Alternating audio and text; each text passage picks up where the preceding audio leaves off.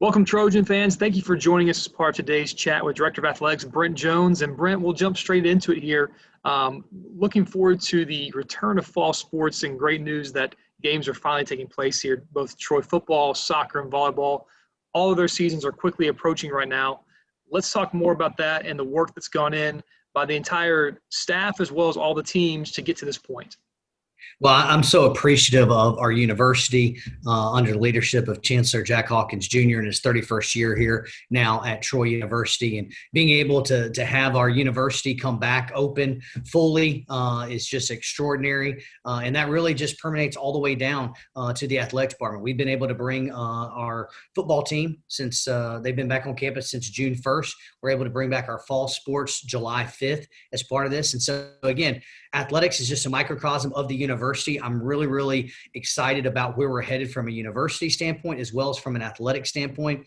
And fall sports are upon us. I know we're going to talk about soccer, volleyball, football schedules and how those look, as well as cross country. I believe in 2 weeks, our men's and women's golf teams will begin to take flight as well. So we're off and running. I'm really excited about it. Our student athletes have put in so much hard work, the detail that goes into it. Also our staff, what our staff has done from the protocols, the policies, the procedures with COVID-19 has just been extraordinary.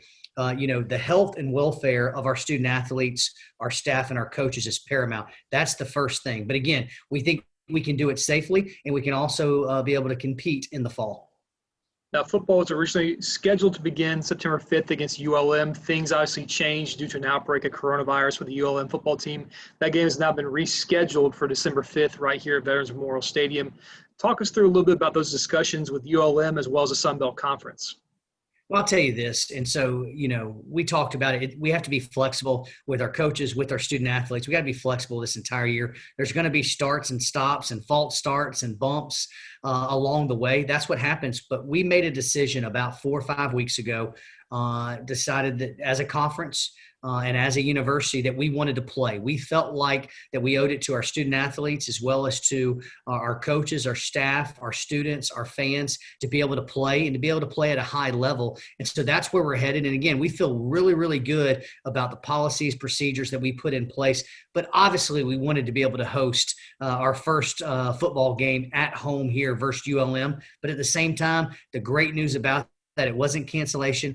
We were able to reschedule the game. So from September 5th to December 5th. And again, you have to give credit to the conference office with the Sun Belt Conference, because we have the flexibility of moving our conference championship game back. And that's what we did that first week. So we're excited about hosting ULM on December 5th, but we're also excited about our entire football season as well. And talking about that a little bit further as well, too, we're looking forward to hosting fans in the stands for football as well as for volleyball and soccer as well, too. Those matches right around the corner here as later this month and into October, we'll have home events taking place. Let's talk a little bit more about those preparations and how fans can do their part when they attend those games as well, too. Well, we've announced, I believe 3 weeks ago, what we were going to do from a football standpoint. We're going to allow all of our season tickets, and I'm really excited about this, by the way. We're going to be able to take care of our Sound of the South. They're going to be in the stands at full capacity. We're going to be able to take care of all of our students. We go from 4 or 5 student sections to 11 student sections, be able to spread them out as part of it. And then we're able to take care of every single one of our season ticket holders. Again, the phrase is being flexible. They're not going to be able to sit in the exact same seat they had, but they're going to be in the same area and for the most part the same row. But what we're doing is every ticket holder account is going to be separated by 2 seats, so we have the social distancing.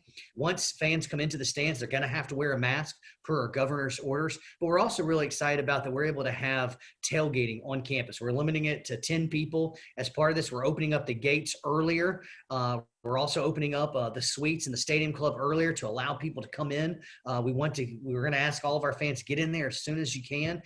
We also have, and Kyle, you and your staff, as well as the operations staff, has really worked on egress and ingress and how people can come in and how they can go out from bathrooms to concessions. Food's going to look different, but it's still going to be the same great environment. And when you hear the Sound of the South, when you hear our cheerleaders, when you see the team take on, an opponent and run out onto the field, it's going to be football again. And we know that we can do this safely on the field with our student athletes as well as in the stands with our fans. Now, talking about volleyball and soccer for a moment as well, too, they'll both have some modified schedules from what's looked like in previous seasons. Let's talk more about what that's going to look like in the fall as part of the Sun Belt Conference schedules for both volleyball and soccer. Well, what we've done for volleyball, we're going to be at a 25% capacity, which should not be an issue at all. We're going to make sure everybody spreads out. And then for soccer, we're going to be at a 50% capacity. Again, making sure we spread out. We have two beautiful facilities as part of this. We do not ticket that, so that's going to be open to everybody, as all of our sports are open to everybody as well. But for soccer and volleyball, we push the seasons back about a month or so to allow them to continue to work out, to get ready for the season. And then obviously with there's 6 conferences that are still playing. So from you have the SEC, you have the ACC, you have the Big 12, you have Conference USA, you have the American, and then you also have the Sun Belt Conference. I do believe Conference USA as well as the American have pushed their fall sports to the spring. We have not. So you really have 4 conferences that are continuing to play in the fall. And so what we decided, and really out of necessity, is we're going to play a conference only schedule this year for soccer and volleyball. And so we're excited about that. The NCAA has also announced that any person playing in the fall is automatically, regardless of how many games they have, is going to be able to get their year back. So if you're a senior, you can play volleyball up to 18, 20, 24 matches, whatever that is. You're actually going to be able to come back as a senior as well. And so that's something that was the NCAA did in the spring, and it was very important for our fall student athletes as well. You talked earlier about how the Sound of the South, the cheerleaders, they will be part of game day at the Vet this upcoming season here. Our fans will as well, too. Right now, it's limited to season ticket holders as well as students in the stands for this upcoming season. Why is it important, though, for our fans to buy those season tickets and support our football team in the stands as part of this upcoming season? Well, first off, it's a chance to be able to see a live sporting event. And our student athletes have really put in so much time, so much effort. We need their support. We need their financial support too. Season ticket holders, they're the backbone, they're the lifeblood of our programs, as well as our great donors. And so now is a time that we need our fans to step up even more. And I'm so proud of what we've seen over the last 3 weeks or so. Sold over 1,000 tickets or so in that 3-week period for football. That's exciting to see as part of it. Again, no guarantee that we're going to be able to have single game tickets on sale. So make sure you can purchase it. But, it's tough. We understand that it's tough outside right now from an economic standpoint. And it is for us too. And so what we need our fans to continue to do, we have the best fans in the Sun Belt Conference, is to continue to step up once again. Really it's the biggest bang for your buck with season tickets, either being at $60 or $100, being able to come out and really watch a great team and a great performance. One thing that's going to look different is we're not going to have promotions on the field. We're not going to have, promotions being thrown into the stadium that you've seen before, but I've really challenged our game day staff with making it the best environment possible. And that starts with tailgating, but it also goes into the music, the band. There's a lot of schools in the nation that are not allowing their full bands to participate. There's a lot of schools that aren't even allowing their bands to participate or their cheerleaders at all. We made that decision as a university as well as an athletic department that they are a very vital part of our game day experience. And so I think our fans are really going to enjoy that. But I'll also tell you this, Kyle, selfishly, our student athletes love our fans. I mean, over the last 5 years, what we've done from an attendance standpoint, look at our home record. I mean, we defend the Vet. That's what we try to do. And so we need our fans to come out, make some noise, and show some support, not just for football, but for soccer and volleyball as well. Now, football has an exciting schedule this upcoming season that includes a road game at BYU as well as a unique opportunity for an in-season home-and-home with Middle Tennessee. Let's talk about that a little bit, as a rivalry game is back on the schedule now, but how did those games come to become a reality and a little bit of the topsy-turvy scheduling that took place this year? Well, typically when you do football scheduling, you're working 3, 4, 5, 6, sometimes 8 and 10 years out. Obviously, that was not the case. We were working within 2 weeks out.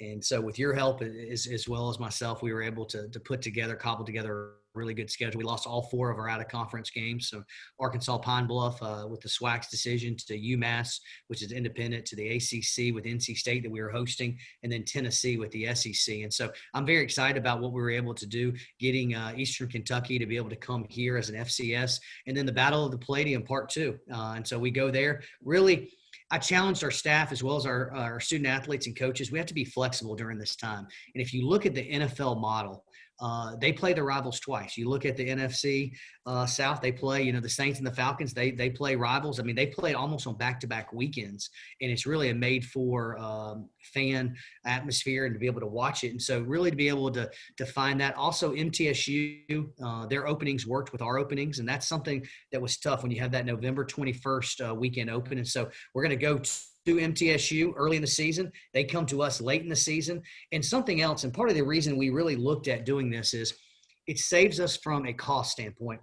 We're not having to bring another team down. There's no money that's exchanged whatsoever with MTSU. So it's budget neutral, but it's fan positive. And what I mean by that is our fans right now, they're probably not going to be able to travel to a lot of games because a lot of teams are not going to be selling single game tickets. So I doubt a lot of fans are going to be able to go to MTSU. Well, this is such a big rivalry game. Why not be able to reward our fans when they come back down? So if you're not able to go to Murfreesboro, don't worry about it. You're going to be able to see them in Troy at the Vet this year as part of it. And then BYU expands our brand even more. It's a home and home, plus it's an incentive game from a financial standpoint with us. We're very excited about that. It's going to be on ESPN. And so they have one of the best brands out there, as well as in where they're located, out there on the West Coast type of deal. And so we're excited about that. We've never played BYU before. Our fans are really excited about it, but we go to them this year. They come back in 2026. And also here's a chance. I knew our fans probably weren't going to be able to travel this year to Provo, but they're going to be able to watch it on ESPN. And I believe we'll be the only college football game on during that time frame. And those game times, Saturday, September 19th in Murfreesboro at 3 p.m. on ESPNU, and then the BYU game will be the following weekend, Saturday, September 26th at 9:15 Central. The late night game on ESPN, only game at that time taking place there. And also, too, recently, a number of rooms were unveiled in the north end zone as part of a naming rights celebration. We had several Trojans that were honored for their contributions to the department and showed how they support our student athletes. Can you tell us more about that event and also, too, how others can become involved in that kind of capacity as well? Simply outstanding. To be able to dedicate to almost 6 rooms, I believe, 4 families stepped up and were able to name them after their families. And so we appreciate their support. This North End Zone building, it is a game changer for our student athletes, for our staff, for our coaches. It really sets us apart. It's the best in the Sun Belt, and it's probably the best in the group of 5, to be quite honest. And if it's not the best, it's right up there. We've hosted 3 or 4 different Power 5 schools that have come down and taken a look at what we've done in the North End Zone. And again, that would not have been able to be accomplished without the support of the university and Chancellor Hawkins and what we've been able to do. So we're very excited about that. But again, donors continue to step up. We need them to continue to step up. And 2 that I'm really going to highlight here, both by anonymous donors. One being we were able to celebrate Miss Judy Morgan, also known as Mama Judy, as everybody knows her from. And so to really have a donor step up, again, anonymously, to really talk about what she was able to do and to be able to have that right next to her desk where she welcomes every single person. She's such an integral part of this. And then another donor stepped up and named the Players Lounge after one of the greatest Trojans of all time, Al Lucas. And to be able to have his family come back, to be able to have his wife come back. He tragically passed away doing what he loves, playing football, arena football. And so to really be able to tell that story to our student athletes, to our fans who come in there, it's just tremendous. We would not be here without our student athletes, but we also wouldn't be here without our amazing donors. And so for that, I'm always grateful for them. Testing is something that's going to be something we hear about throughout the entire upcoming season here for us when it pertains to COVID-19 and our return to games. Can you tell us a little bit more about what the Sun Belt protocols look like and what steps are being taken to ensure safety for all individuals?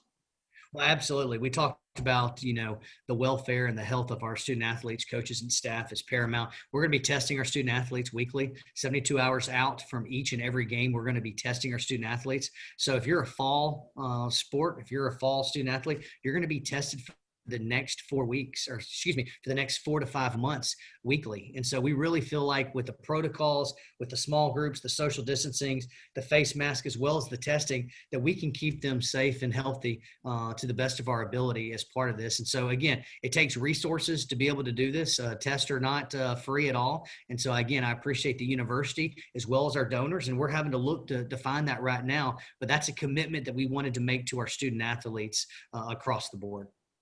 And finally, a new initiative spearheaded by our Student Athlete Advisory Committee will be launched in the coming weeks. This initiative, called Troy Cares, will touch on a variety of topics that focus on the overall development of our student athletes as future leaders. Can you tell us more about this platform and how our student athletes will be a part of this opportunity here? Absolutely. Troy Cares is so important with what's going on in today's society right now. And so what it really came from is a conversation I had with Alexis Garrett, who is the Sun Belt Conference representative, is also our SAC rep. She's the Sun Belt Conference representative to the NCAA for SAC. Such a powerful person. And so it sprung from a conversation with that, as well as with Leah Brundage, who's taken this head on, and she worked together. And so Troy Cares, it comes up from the acronym is communication, action, responsibility, educate, and serve. And so that's where the CARES comes about. And it's a 12-month program that every single one of our teams has initiatives for. And so we're really excited about it. It's getting back to the community. It's having them be self-aware of things. We're going to wear a patch for every single one. Football is going to have a helmet sticker. Baseball and softball will have a helmet sticker. Everybody else is going to have a patch. But what it is, it's about being inclusive. It's about engaging our former Trojan alums that are great. It's really about how can we better serve our student athletes and better engage with them and make them the most productive student athletes, but also citizens that we can. And this came from them. And this is something that I bless wholeheartedly, and I'm very excited about it. Also, we work with the Sun Belt Conference as part of this initiative. And there's a few other schools in the Sun Belt that are putting on initiatives like this, but this is student-led and student-driven, and our coaches have been all about this. And so we've already had some speakers come on and speak. We've also seen some of our coaches as well as our student athletes be very active, and we're excited about where this is headed. Absolutely. Going to be a great opportunity for all of our student athletes to be a part of and really learn more and give back to our community in the coming weeks and months to come ahead here. Brent, thanks so much for the opportunity to share more with our fans today. And fans, if you've not purchased your football season tickets, be sure to go ahead and do so. You can go online at troytrojans.com/tickets. Look forward to seeing you at the Vet as well as at all of our venues here once again very soon for fall sports. Thanks again, and go Trojans.